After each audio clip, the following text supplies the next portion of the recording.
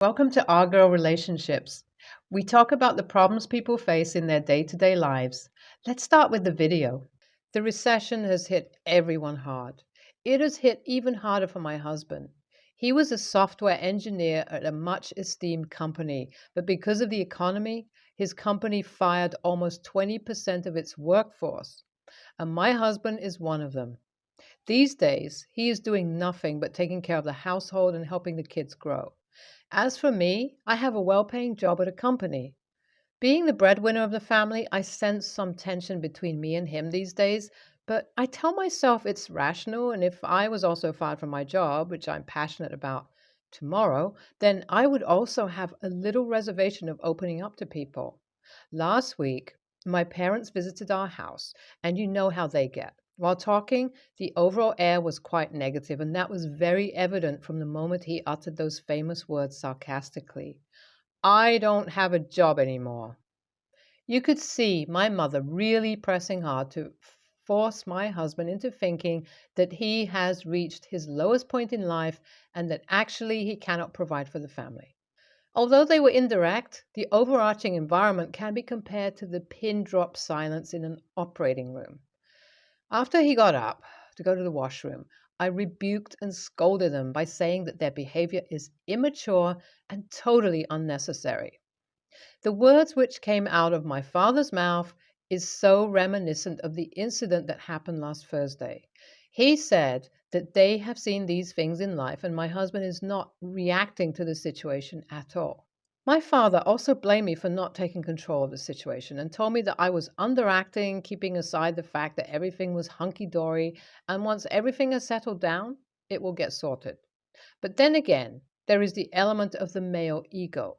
This is the determinant that is going to decide events in the future. He might not say something right now, but he will surely do it in the future. He is keeping it inside, and soon you will see him acting out, where one day he will just explode. This was in February. After that, there had been not many developments in our life. There was one which bothered him for some days, but finally he shook it off. He had a job interview at this company he really wanted to work at.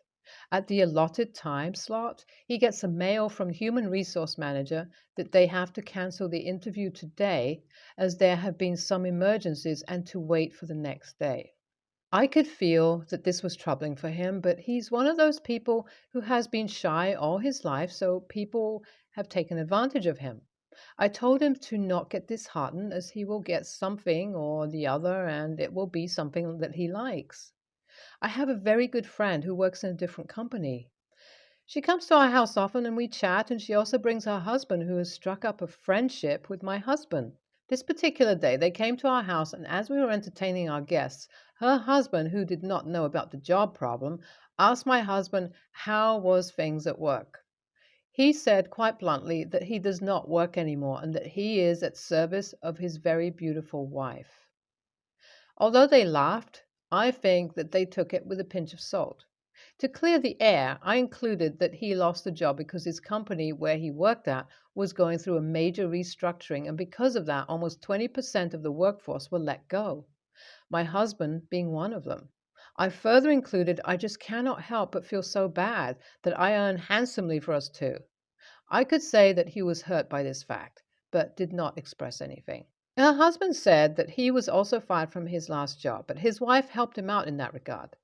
I asked her how did she do that, to which she replied that the only hiring position that she is allowed is in the designation of her personal secretary. It should be someone that the person trusts and also who knows how to do the work assigned to them. She hired her husband. Although the position is temporary, it still gives him time to measure out his options and during doing so, also accords him with a steady income. My husband listened to the whole dialogue quietly and then turns to me and says, "You could do the same thing for me, couldn't you?" I replied very politely that as her job does not require a personal secretary, it really is unnecessary, but the best thing I could do was talk to my boss about it. I think my answer did not charm him that much. Obviously, we talked with them for a few minutes and then they left, and along with them left that uneasy air of doubt. I felt so relieved when it was just the two of us in the house again, but my husband Kept thinking about things, and at one point in our relationship, he completely stopped talking to me. He kept surfing the internet for better job opportunities and treated me in a way that I did not exist. One fine night, I complained about this behavior, and he just straight up apologized for not giving me time and being busy with his own worries. Never in the life of our marriage of 5 years has he apologized straight up.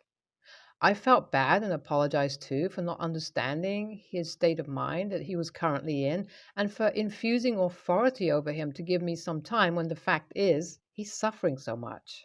It was a beautiful moment, and I thought that now he would start conversing with me a little better. The next day, when I wake from sleep, I see my husband is nowhere to be found. Last night, he was talking about going for an interview today, and that was far, and he probably had to reach by 8, so he needed to get out of the house by 7. I did not have office until later that day as the work pressure was a little reduced, and I basically had to go to the office to punch in. From waking up there on, I had a bad vibe. Something might happen today, and it would not be very glorious. Anyways, I thought a hot shower would fix that, but to no avail. Even after becoming fresh, I was getting shivers and all, and I did not like that. On my way to the office, my car broke down and hence was late by around half an hour.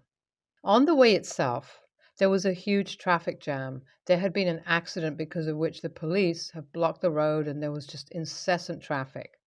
When I reached the office, the receptionist told me that I am expecting a visitor and that he had made himself comfortable in my cabin. I did not know who that was because I didn't have any previous appointments, but I thought it could be an emergency, so I wished the receptionist good morning and went to my cabin. When I opened my cabin door, I found a familiar face greeting me. It was my husband, and it felt like he was super happy to see me. He bought a bouquet of flowers and gave that to me as soon as I entered the cabin. I did not know what was happening, but for the first time in a long time, I saw a smile on his face.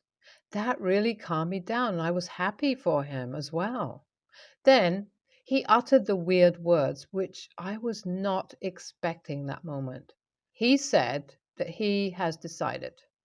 As I am doing way too much work supporting the family, it falls in his responsibility that he helps me doing so, for which he has decided that he would provide me his services and will act as the personal secretary. He would be at my disposal to whatever I say and will work according to my orders. He further mentioned that I should not worry and let him worry for me.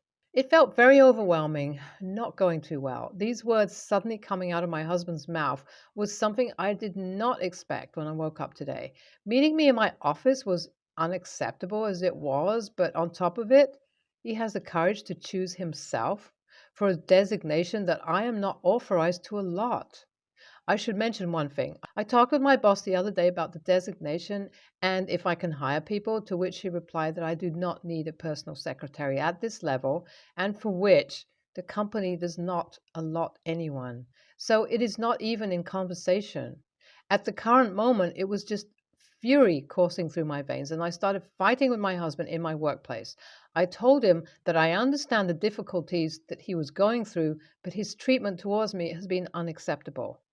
Him even thinking that I would allow him to be hired in a role that does not exist after his actions is absolutely hilarious, and that instead of wasting time, he should find a job if he so urgently feels the need to do so. I had to call security, and the security did what he had to do. He kicked him out. The reason? He was just stupid. While going, he was shouting on top of his lungs, and I could see his eyes becoming teary. Am I the a-hole for not handling a situation that could have been handled if my approach had been different? It has been a month since the incident. Things have cooled down between us. After that day, my bosses shouted at me for creating a scene, and it was highly unprofessional. For him, he has started to teach little kids while he does a part-time job. Obviously, there has been no financial problems in our family, but I am happy that he has the peace of mind of keeping himself busy and not staying at home and portraying himself being all unemployed. I feel that whatever you did was completely unnecessary. Looking back at your history with familial interactions, I don't think that I am shocked to know that you would not stand up for your husband in public interactions, looking back at the fact that how you did not defend him in front of your friends and parents. I feel that whatever you did was absolutely the right thing to do. He was being a problematic person, and in the moment you took a decision and it was the right one. Sometimes you got to show people your power. Otherwise, they start to take you for granted. My grandparents own a big old cabin where every generation after them have enjoyed annual family vacations. Due to the cabin's age, there is constant maintenance that needs to be done. Every time we've replaced, fixed, or repaired something, there is another thing that needs fixing. We also started slowly renovating the cabin as the interior has become quite dated as well. These costs have become too much for my grandparents to handle alone, especially since their age means that they can't do much of the work themselves and they need to hire professionals instead. This has caused them to implement a fee system. The rule is as follows: every person from the age of 20 years old needs to pay an annual fee to be allowed to stay at the cabin. The size of the fee varies as it is calculated according to how many people plan on using the cabin and how big the upkeep costs were the previous year. I've happily paid this fee ever since the rule was implemented, and so have my parents, aunts, uncles, and cousins. Every summer, my extended family tries to find a weekend during the summer where most of our vacations overlap so that we can all meet at the cabin and catch up. I decided to invite my girlfriend along as I want to introduce her to this tradition, as she is someone I'm imagining spending many future summers at the cabin with. She was ecstatic about the idea of meeting my extended family and going to the cabin, and she's very curious about it after hearing me talk about it a lot. Naturally, I sat her down and told her about the rule and how she needed to pay as everyone else paid. And it was only fair for her to do so as well, since she would be using the cabin when coming with me this year. This year's fee is around $200 to $400, depending on how many people use the cabin, due to a big roof leak and some pretty sustainable water damage. The idea of paying this fee really upset her, and we had a big argument where she concluded with saying that she would make other plans without me this summer. The rule is very simple and made completely fair on everyone. I don't understand why she thinks she should be exempt from it. My brother told me I should just pay her fee for her as my extended family really would like to meet her, but I really don't think that's fair for me to pay double the fee when she's completely capable of paying it herself. AITA? Why TA? She's perfectly within her rights not to want to spend $200 to $400 for a weekend at a shared, broken down cabin. It's not her family's property. She has no emotional attachments to it, and she may never reap the benefits of fixing it up. YTA, you are not renting the cabin out. You are contributing to your family's accommodations. She, on the other hand, is a guest, not family yet, and with all this, may not even be your girlfriend for too long. So it isn't fair to ask her to contribute to something that is your family's gain, not hers.